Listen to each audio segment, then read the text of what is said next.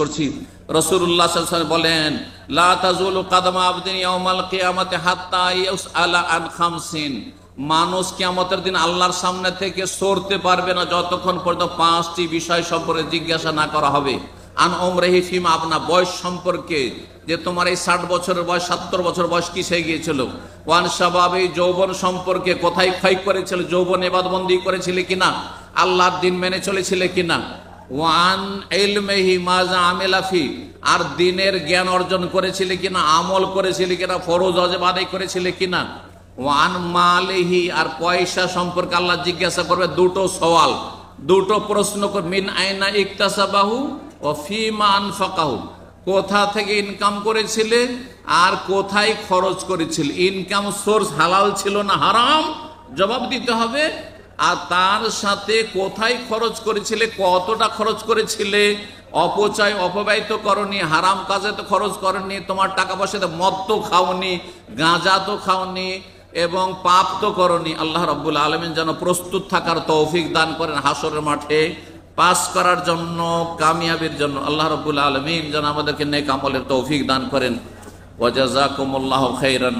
এবং শেষখানে একটি কথা বলে শেষ করি, যে ধনীরাও জান্নাতে যাবে, গরিবরাও জান্নাতে যাবে যদি ঈমান ইসলাম ঠিক থাকে। তারপরেও ধনীদের কে জান্নাতে যেতে গরিব মুসলিমদের তুলনায় 500 বছর সময় লাগবে। 500 বছর পরে ধনীরা জান্নাতে যেতে পারবে। কেন? হিসাব দিতে দিতে দিতে দিতে 500 বছর লেগে যাবে। এইদিকে গরিব মানুষ যখন আল্লাহর কাছে যাবে, আল্লাহ বলবে যে তোমার হিসাব দাও। আল্লাহ, আমার তৌহিদের হিসাব ঠিক আছে, শিরিক করিনি, বেদাত করিনি। আল্লাহ, আমার 5 ওয়াক্ত নামাজ ঠিক আছে, আমার রমজান মাসের রোজা ঠিক আছে। জাকাত, আল্লাহ গরিব ছিলাম, জাকাত দিব কি, পয়সাই তো ছিল না। হজ, আল্লাহ পয়সাই ছিল না, তো হজ আর করবো কি। পাস, যাও জান্নাতে চলে যাও, জান্নাতে চলে যাবে। 500 বছর আগে জান্নাতে চলে। সুতরাং বেশি পয়সাতে বেশি আনন্দিত হবেন না, বরং আল্লাহর শুকরিয়া আদায় করেন। যদি আল্লাহর শুকরিয়া আদায় করতে, নেকি করতে পারেন পয়সা দিয়ে, তাহলে জান্নাতে যাওয়া সহজ হবে না। আল্লাহ বলছে, ইবগুনি যফা, আমাকে হাসরের মাঠে, হাসরের ময়দানে তোমরা গরিব দুঃখী অভাবীদের মাঝে তলাশ করিও। রাসূলুল্লাহ সাল্লাল্লাহু আলাইহি ওয়াসাল্লামকে খুঁজে পাবেন গরিবদের মজলিসে, রাজাদের মজলিসে খুঁজে পাবেন না, পয়সাওয়ালাদের মজলিসে খুঁজে পাবেন না। যারা আর্থিক সচ্ছল বেশি, ধনকুব, তাদের মাঝে খুঁজে পাবেন না, বরং গরিব মুসলিম ধার্মিক আল্লাহ ভীরু তাদের মাঝে রাসূলুল্লাহ সাল্লাল্লাহু আলাইহি ওয়াসাল্লাম খুঁজে পাবেন শাফাআতের জন্য, হাউজে কাউসারের পানির জন্য। আল্লাহ রাব্বুল আলামিন যেন নবী সাল্লাল্লাহু আলাইহি ওয়াসাল্লাম হাউজে কাউসার আমাদেরকে দান করেন এবং রাসূলুল্লাহ সাল্লাল্লাহু আলাইহি ওয়াসাল্লাম শাফাআত আমাদেরকে দান করেন। যখন প্রতিদিন সকাল হয়, দুটো ফেরেশতা আকাশ থেকে নেমে আসে। মা মিন ইয়াউমিন ইউসবিহুল ইবাদু ফীহি, এমন কোন দিন নাই যেই দিন কোনো মানুষের ভোর হয়, ইল্লা মালাকান ইয়ানজিলানে, দুটো ফেরেশতা নেমে আসে আকাশ থেকে জমিনে। আর একজন নেক দোয়া দেয়, আর একজন বদ দোয়া দেয়। ইয়াকুলু আহাদুহুমা, দুইজন ফেরেশতার একজন বলে, আল্লাহুম্মা আতে মুনফিকান খালাফা, আল্লাহ যে বেশি বেশি দান খায়রাত করে, সাদাকা করে, তাকে তুমি উত্তম বিকল্প দান করো। মানে যা দান করবে তার চাইতে অনেক বেশি বৃদ্ধি করে তাকে দান করো। খালাফ, উত্তম বিকল্প দান করো। ওয়াকুলুল আখার, দ্বিতীয় ফেরেশতা বদদুয়া দেয় কাকে? কৃপণ বখিলকে।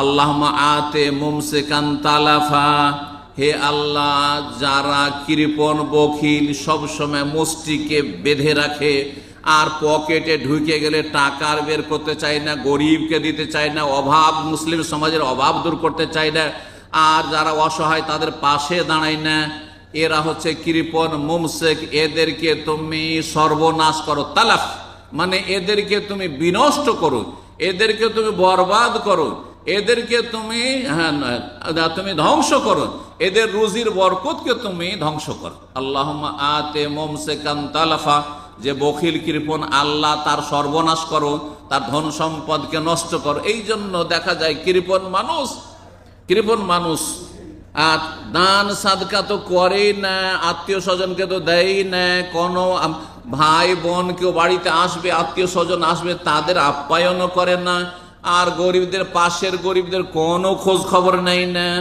আর খুব বিলাসিতার জীবন যাপন করছে, নিজের ছেলে মেয়ের জন্য সীমাহীন খরচ করছে। এমন ধস নেমে আসলো, স্ত্রী ক্যান্সারে আক্রান্ত, যা এখন খরচ কর 10-20 লাখ টাকা দিয়া।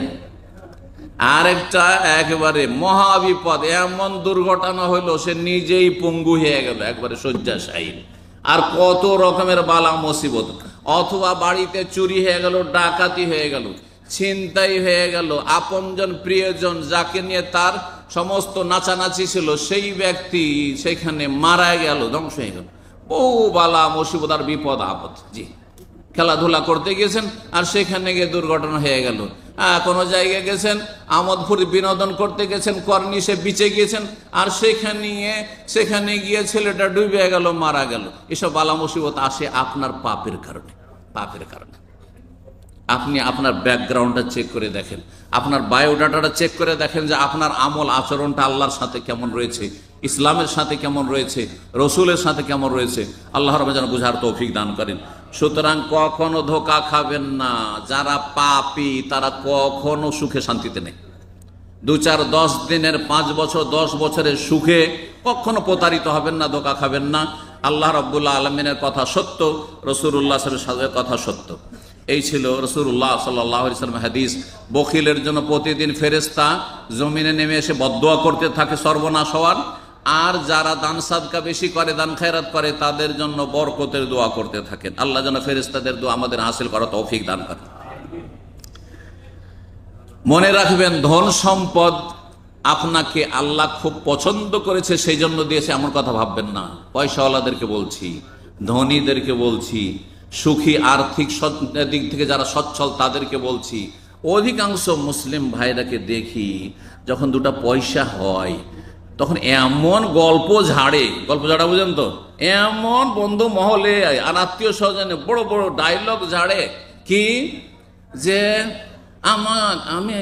আল্লাহ আমার উপর খুব সন্তুষ্ট, আল্লাহ আমার উপর খুব খুশি রয়েছে, দেখেন না আমার অভাব নেই, যেখানে হাত দিয়ে ওইখানেই লাভ, যেখানে হাত দিয়ে ওইখানেই লাভ, আর যেদিকে সেদিকে পয়সা আর পয়সা, আমার সুখের শেষ নাই। ওর ভিতর প্রকাশ করুক আর না করুক বলতে চাইছে যে আল্লাহ আমাকে খুবই পছন্দ করেছে। না না না, ভালো করে শুনে রাখেন, বেশি পয়সা আল্লাহ কাউকে দিয়েছেন আর বেশি ক্ষমতা দিয়েছেন, নেতৃত্ব দিয়েছেন, আপনাকে আল্লাহ বেশি ভালোবেসেছেন সেই জন্য আপনাকে রাষ্ট্রনায়ক বানিয়ে দিয়েছেন, এমন কথা নয়। আপনাকে আল্লাহ বেশি পছন্দ করেছেন সেই জন্য আপনাকে এমএলএ এমপি বানিয়ে দিয়েছেন, অথবা আপনাকে চেয়ারম্যান বানিয়ে দিয়েছেন, আপনাকে ধনকুব বানিয়ে দিয়েছেন, আপনার জন্য ব্যবসা বাণিজ্যের রাস্তা খুলে গেছে।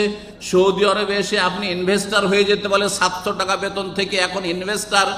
এটাতে কখনো ভাবিয়েন না যে আল্লাহ খুব খুশি আছে আপনার ওপর। এটা আপনার আরেকটা ধোঁকা, আর এক প্রতারণায় আছেন।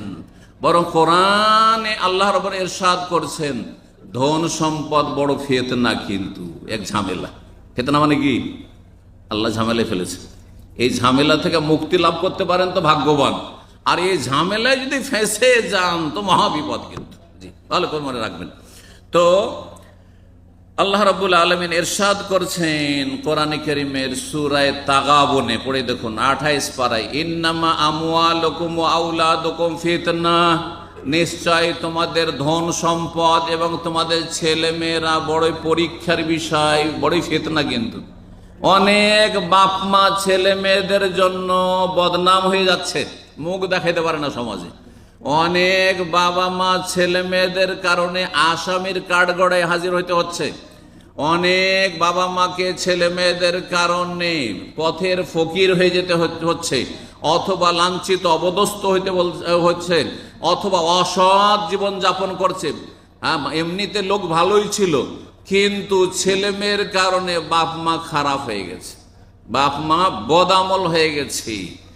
সুতরাং মনে রাখবেন যে ছেলে মেয়ে আল্লাহ আপনাকে দিয়েছেন, আর একজন নিঃসন্তান, আপনি ভাবছেন আমি খুবই ভালো মানুষ, আল্লাহ আমাকে অনেক ছেলে মেয়ে দিয়েছেন বা যতটা চেয়েছিল। আজকে তো অনেক আবার চাই না, পয়সা অনেক চাই, অঢেল চাই, কিন্তু ছেলে মেয়ে বেশি চাই, এইরকম শতকরা 2টাও পাওয়া যাবে না আমাদের সমাজে। বাংলার সমাজে শতকরা 2জনও পাওয়া যাবে না যে ছেলে মেয়ে বেশি চাই। কয়টা চাই? 2টা চাই, 2টোর বেশি না, খাওয়াইতে পারবো না, তার নিজেই খাওয়াই। ও রাজ্জাকের বান্দা না, ও রিজিক দাতা, নিজে রিজিক দাতা রাজ্জাক হয়ে গেছে। কথা বুঝতে পারছেন না?